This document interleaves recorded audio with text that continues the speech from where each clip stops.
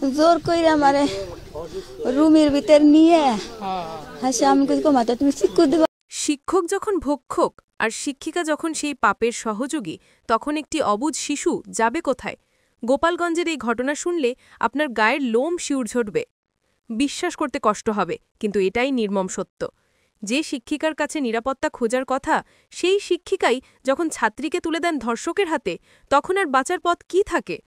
ঘটনাটি গোপালগঞ্জের মুকসুদপুরের। মাদ্রাসার পরিচালক মোহাম্মদ মাহমুদুল হাসান শিকদার তার ছাত্রীকে ধর্ষণ করে। আর জানেন তাকে সাহায্য করেছে কে? তারই সহকর্মী আরেক নারী শিক্ষিকা খাদিজা বেগম। শুধু সহযোগিতাই নয়, এই পাষণ্ড শিক্ষিকা ধর্ষণের ভিডিও ধারণ করে রাখে। এরপর শুরু হয় ব্ল্যাকমেইল। ভিডিও ভাইরাল করে দেওয়ার ভয় দেখিয়ে মেয়েটি যে মানসিকভাবে শেষ করে দেয়া হয়। অপমানে, লজ্জায় আর ভয়ে ঘটনার ৮ দিন পর মেয়েটি বেছে নেয় আত্মহত্যার পথ। গলায় ওড়না পেঁচিয়ে পৃথিবী থেকে বিদায় নেয় সে।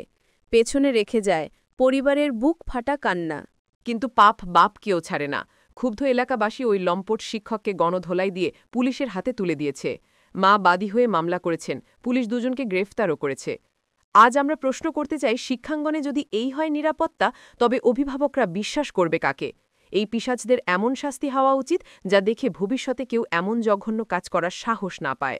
দর্শক, এই নরপশুদের জন্য আপনারা কি শাস্তি দাবি করেন? কমেন্টে অবশ্যই জানান এবং ভিডিওটি শেয়ার করে সবার কাছে পৌঁছে দিন।